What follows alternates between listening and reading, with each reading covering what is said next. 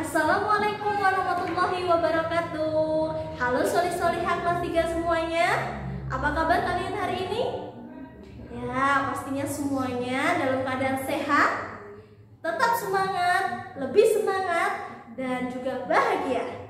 Nah, anak-anakku, hari ini jumpa lagi dengan Ustazahnya dalam mata pelajaran tematik. Kali ini kita akan membahas apa, Us? Ya, kali ini kita akan membahas tema 3A, subtema 4 mengenai pertumbuhan dan perkembangan tumbuhan, serta pembelajaran 4 dan 5. Nah, anak-anak, sebelum Ustazah memulai pembelajaran hari ini, alangkah baiknya kita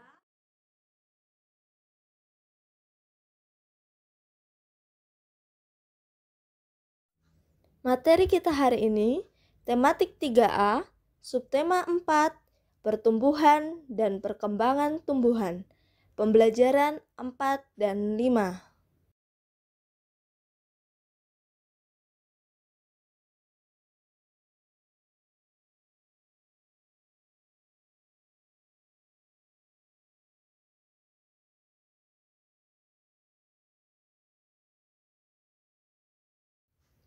Perkembangbiakan tumbuhan terbagi menjadi dua macam, yaitu vegetatif alami dan vegetatif buatan. Yang pertama, vegetatif alami. Vegetatif alami merupakan perkembangbiakan pada tumbuhan yang terjadi dengan sendirinya atau tanpa bantuan manusia, antara lain umbi lapis, umbi batang, umbi akar, spora, dan tunas. Sedangkan vegetatif buatan merupakan perkembangbiakan pada tumbuhan yang sengaja dilakukan dengan bantuan manusia, antara lain mencangkok, menempel atau okulasi, setek, menyambung, dan merunduk.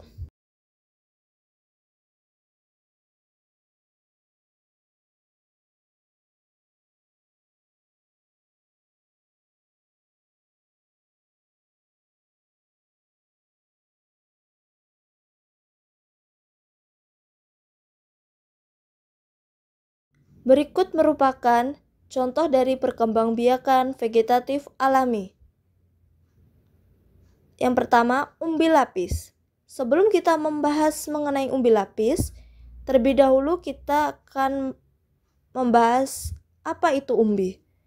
Umbi adalah salah satu bagian dari tubuh tumbuhan yang mengalami perubahan fungsi yang akhirnya mengakibatkan perubahan bentuk dan ukuran. Umbi sendiri terbagi menjadi 3, yaitu umbi lapis, umbi akar, dan umbi batang. Yang pertama, umbi lapis. Umbi lapis merupakan pelepah daun yang berlapis-lapis. Contohnya, bawang merah, bawang putih, dan bunga tulip. Yang kedua, umbi akar. Umbi akar merupakan akar yang membesar yang berisi cadangan makanan. Contohnya singkong, wortel, dan lobak. Dan yang ketiga, umbi batang. Umbi batang merupakan batang yang tumbuh di dalam tanah dan ujungnya menggelembung menjadi umbi. Contohnya kentang dan ubi jalar.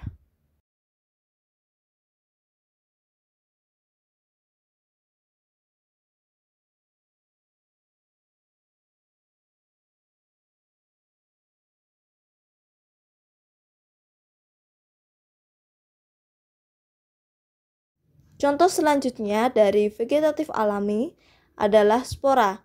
Spora merupakan cara berkembang biak beberapa sel yang dihasilkan dengan berbagai cara pada beberapa tumbuhan yang tidak berkayu.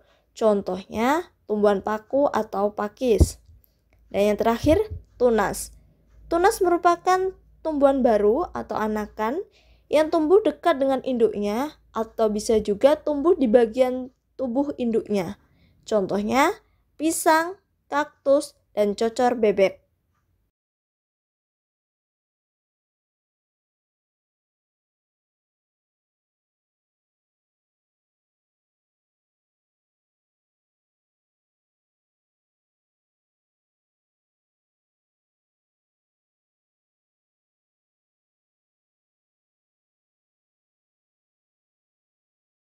Nah, anak-anak, setelah kalian tadi belajar mengenai perkembangbiakan vegetatif alami, sekarang kita akan belajar mengenai perkembangbiakan vegetatif buatan.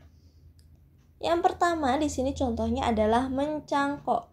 Mencangkok merupakan memperbanyak tumbuhan dengan cara memotong dahan tumbuhan induknya. Contoh tumbuhan yang bisa untuk dicangkok adalah mangga, jambu, dan rambutan. Kemudian langkah-langkah untuk mencangkok adalah yang pertama, kita harus memilih batang yang tepat untuk mencangkok. Kemudian yang kedua, mengkuliti batang. Sayat kulit batang sekitar 10 cm. Lalu yang ketiga, setelah disayat, didiamkan beberapa saat. Dan siapkan air serta tanah. Setelah itu, tempelkan campuran air dan tanah tersebut ke sayatan yang telah kalian buat. Dan jangan lupa balut dengan plastik lalu ikat dengan tali. Dan yang terakhir, setelah tanaman berhasil kalian cangkok, pindahkan hasil cangkokan tadi ke tempat yang baru. Kemudian contoh yang kedua dari vegetatif buatan adalah menempel atau okulasi. Merupakan cara menghasilkan tanaman baru dengan menempelkan tunas muda pada ranting atau batang tumbuhan induk. Contoh, belimbing, jeruk nipis, dan kakao atau coklat. Lalu, cara untuk menempel atau okulasi adalah yang pertama, kita iris dulu kulit batang yang akan ditempeli. Kemudian yang kedua, kita iris kulit batang yang memiliki tunas sebesar irisan batang yang akan kita tempel. Dan yang ketiga, irisan yang memiliki tunas ditempel pada batang yang akan ditempeli.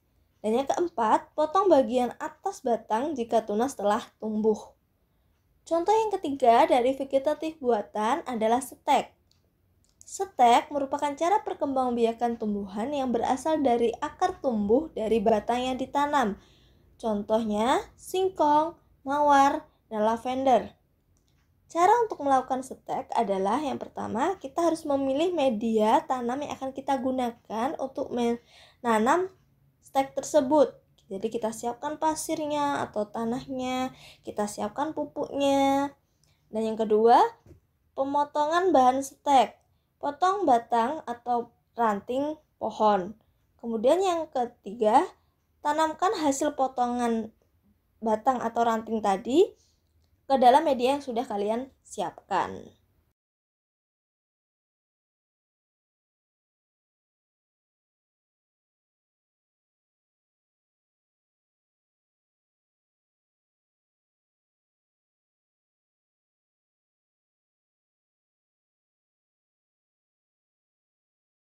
Contoh vegetatif buatan selanjutnya adalah menyambung. Menyambung di sini adalah menyambung batang dengan keluarga yang sama. Jadi kita bisa melakukannya dari dua tanaman yang berbeda, namun masih dalam satu keluarga. Contoh terong dengan tomat, mangga dengan durian. Caranya bagaimana? Caranya yang pertama, kita potong bagian batang dari tumbuhan pertama, misal. Kemudian kita potong juga pada bagian batang dari tumbuhan kedua. Selanjutnya kita sambungkan. Jadi semisal tadi potongan bagian atas dari tumbuhan pertama, kita sambungkan dengan hasil potongan bagian bawah dari tumbuhan kedua. Kemudian diikat kedua batang tumbuhan tersebut. Dan contoh yang keempat dari vegetatif buatan itu adalah merunduk. Merupakan cara yang dilakukan dengan menumbuhkan akar dari batang yang ditanam atau dirundukkan ke dalam tanah. Contohnya kangkung, sirih, dan stroberi. Cara untuk merunduk ialah yang pertama, kita rundukkan cabang tumbuhan tersebut. Kemudian yang kedua, tanam cabang tumbuhan tersebut. Dan yang ketiga, potong tangkai tumbuhan yang telah kalian rundukkan setelah munculnya atau tumbuhnya akar. Kemudian tanam hasil rundukan tersebut.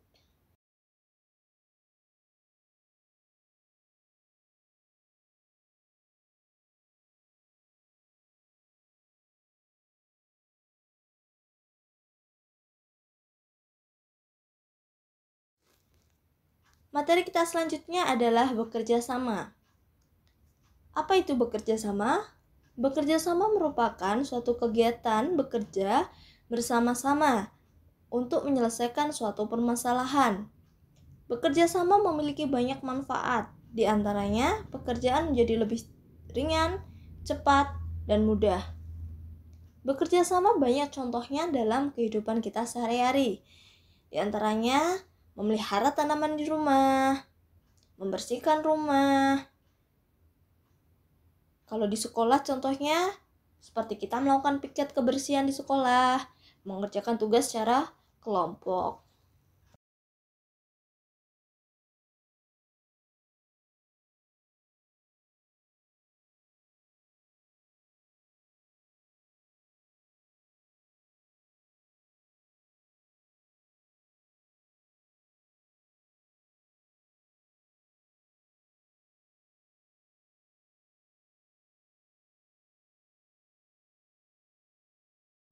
Nah, anak-anak, sekarang kita akan belajar mengenai pembagian. Masih ingatkah kalian bagaimana cara menghitung pembagian itu? Ya, kemarin kita sudah sama-sama belajar cara menghitung pembagian.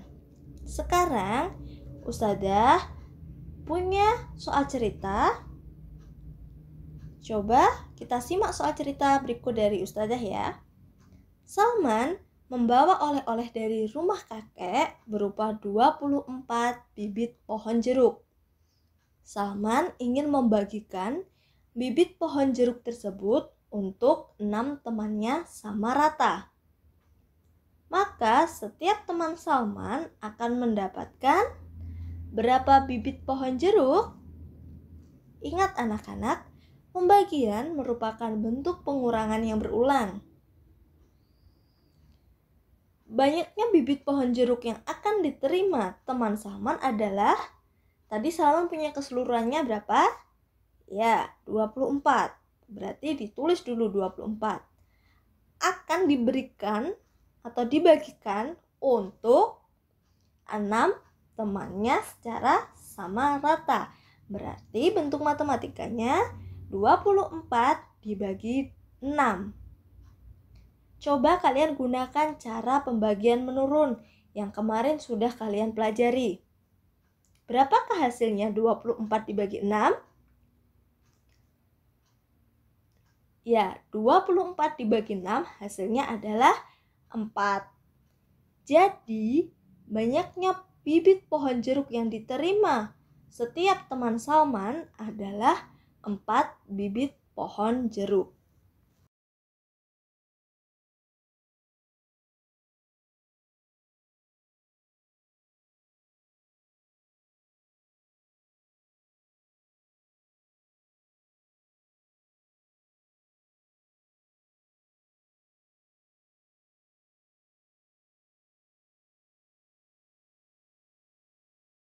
Baiklah anak-anak, setelah kemarin kita belajar mengerjakan soal cerita pembagian, maka hari ini kita akan belajar membuat soal cerita pembagian.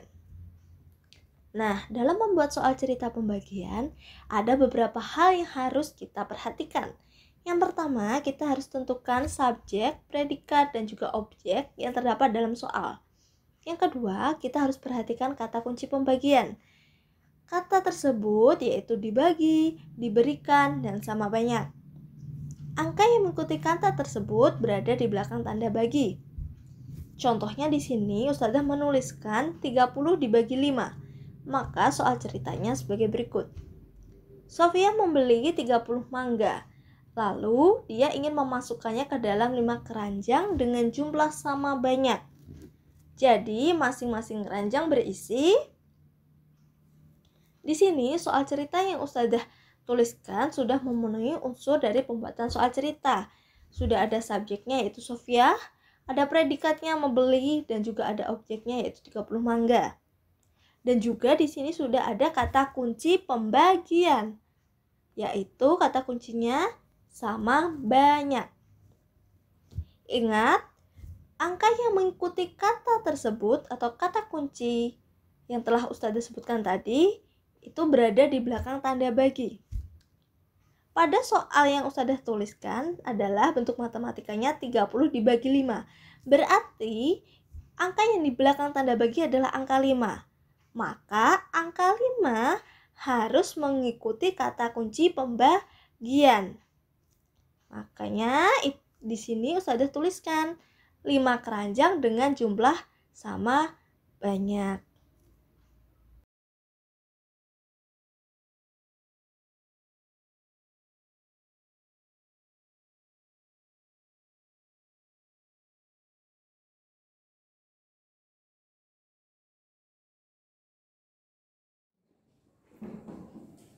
Baiklah anak-anak, bagaimana? Sudah paham atau belum? Tadi kita sudah belajar ya mengenai apa saja tadi? Kita sudah belajar tentang perkembangbiakan vegetatif alami, vegetatif buatan. Kita juga belajar apa itu bekerja sama. Serta kita juga belajar cara menuliskan atau membuat soal cerita pembagian. Semoga apa yang Ustazah sampaikan hari ini bermanfaat untuk kalian semuanya. Ustazah akhiri pertemuan hari ini. Wassalamualaikum warahmatullahi wabarakatuh.